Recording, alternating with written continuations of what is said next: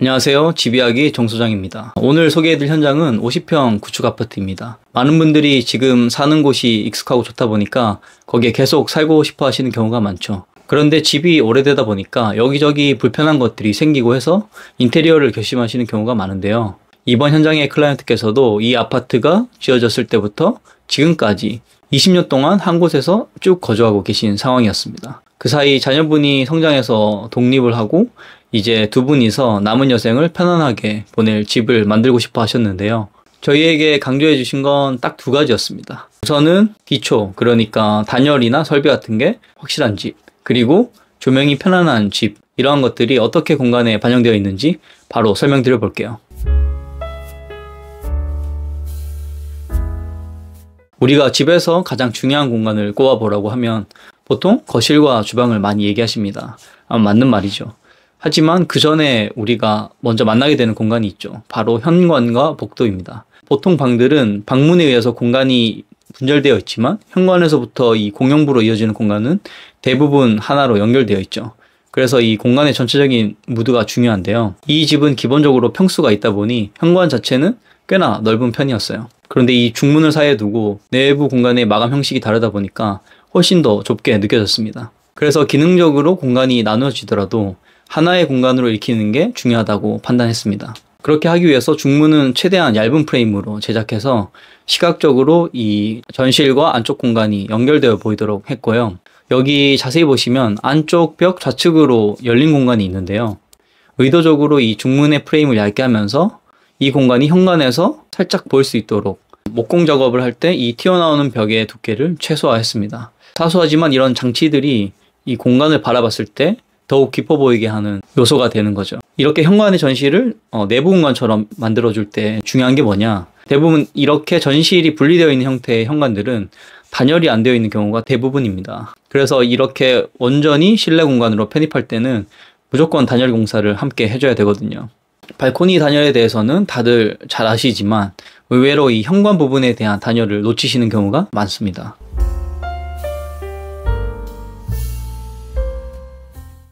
현관문을 열면 바로 거실 공간이 나오는 구조도 간혹 있긴 한데 대부분의 집은 이 현관에서 복도 공간을 거쳐서 거실이나 주방 같은 공용 공간으로 가게 되는데요. 이 집의 평면을 다시 한번 보시면 판상형 구조이지만 어떻게 보면 타워형 구조처럼 보이기도 하는데 거실 전면을 기준으로 봤을 때 집이 세로로 기다란 형태라서 그런 건데 이런 집은 필연적으로 긴 복도 공간이 생기게 됩니다. 이 집의 경우에도 복도 길이가 무려 13m 가까이 됐는데요. 엄청나게 길죠. 이걸 단순하게 이동 동선으로 생각하면 이 집의 단점이라고 볼 수도 있겠지만 여기를 걸으면서 집의 다양한 모습이 읽힌다면 참 재미있는 공간이 될 수 있을 것 같다는 생각을 했습니다. 그래서 복도와 연결되는 현관이나 안방의 전실, 그리고 주방과 거실 공간을 다양한 방식으로 이 복도 공간과 연결해 주려고 했는데요. 가령 안방의 전실은 포켓 슬라이딩 도어를 설치해서 상황에 따라 공간이 확장될 수 있도록 만들었고, 주방 같은 경우에는 기존에 유리 파티션이 있었거든요. 그런데 이걸 없애고 하단 턱을 조성해주고 상부는 오픈해줌으로써 동선은 차단되지만 시각적으로는 더욱더 개방감을 높여주었습니다. 기능적으로 봤을 때도 여기가 현관 앞이기 때문에 외출에 필요한 간단한 소품을 올려놓거나 때로는 걸터 앉을 수도 있는 그런 재미있는 공간이 되는 거죠. 벽 자체는 기교 없이 간결한 형태로 마감했는데 그래야 이 복도에 연결되는 공간들이 더 잘 보일 수 있을 거라 생각했습니다. 조명 얘기도 안 할 수가 없는데 편안한 조명에 대한 요청이 있으셨다고 말씀드렸잖아요. 보시면 이 복도는 긴 마그네틱 레일을 설치했는데요. 레일에 설치하는 조명들도 광원이 직접적으로 보이지 않는 타입으로 계획을 했습니다. 그래서 바로 아래에서 이렇게 쳐다보는 게 아닌 이상 광원이 보이지 않는 거죠. 은은한 조명들이 이 벽을 비춰줌으로써 편안한 분위기를 연출할 수 있도록 계획했습니다. 이 마그네틱 조명의 또 다른 장점이 자유롭게 조명의 위치를 옮길 수 있다는 건데 클라이언트 분께서 원래 사진 찍는 취미가 있다고 하셨거든요.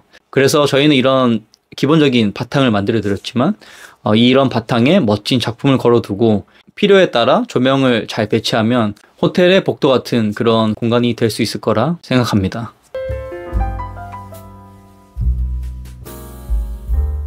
이 집에서 가장 어려우면서 또 동시에 가장 중요했던 공간이 바로 이 주방이었는데요.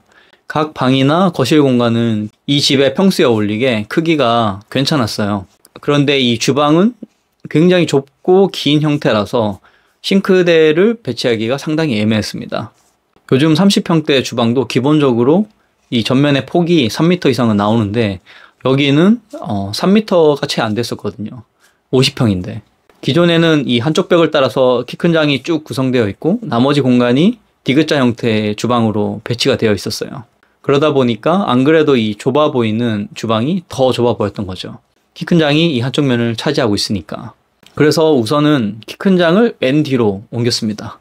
그래서 가로폭이 최대한 넓어 보이도록 만들고 그리고 동시에 측면에 위치한 발코니를 확장했습니다. 평면을 보시면 이 긴 직사각 형태의 주방 공간에서 L자 형태의 주방 공간으로 바뀐 거죠. 이렇게 했을 때 단순히 이 사용하는 공간이 넓어진 것뿐만 아니라 전면에서 봤을 때도 시각적으로 훨씬 더 이 개방감 있는 공간이 된 거죠. 사실 발코니를 확장하는 이유는 여러 가지가 있지만 그냥 단순히 외부 공간을 내부로 편입하는 정도로 그치면 좀 아쉽거든요. 확장하는 공간은 거기에 어울리는 기능이 들어가 있으면 좋은데 이 집 같은 경우는 살림을 주로 하는 메인 주방을 기존 공간에 재구성해주고 홈카페 같은 서브 기능을 담당하는 공간을 확장한 부분에 배치한 거죠. 그리고 그 두 가지 기능을 받아줄 수 있는 대형 아일랜드와 식탁을 사이에 배치해줬습니다.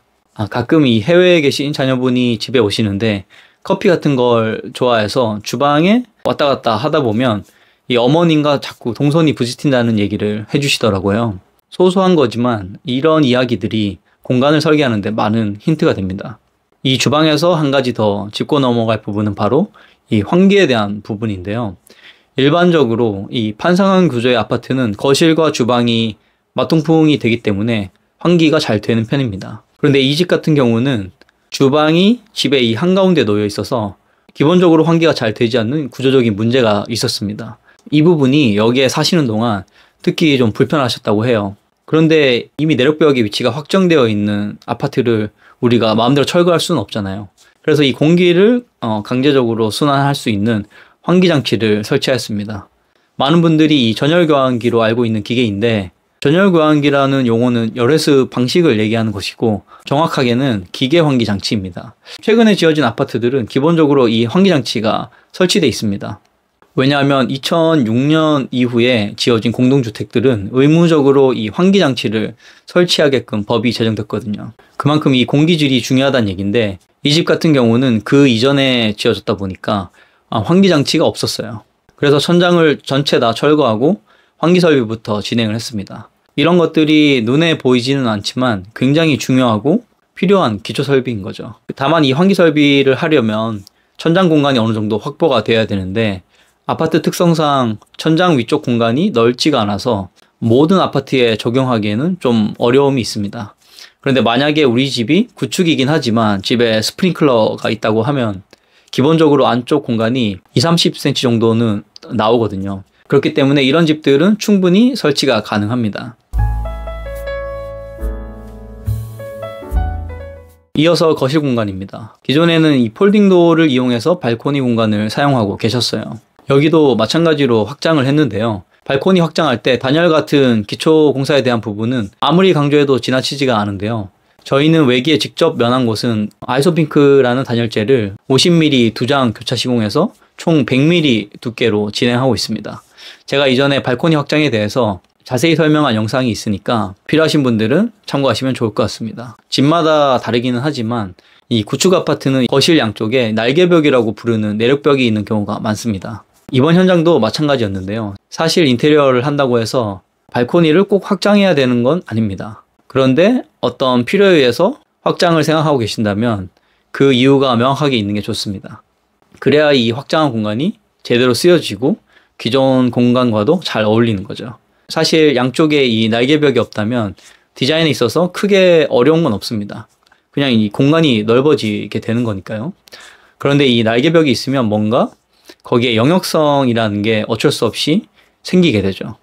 그래서 필요에 따라 그걸 강조하기도 하고 반대로 중화시키기도 하는데 이번 현장은 원래 하나의 공간이었던 것처럼 일으키기를 원해서 날개벽의 깊이만큼을 붙박이장으로 제작했는데요.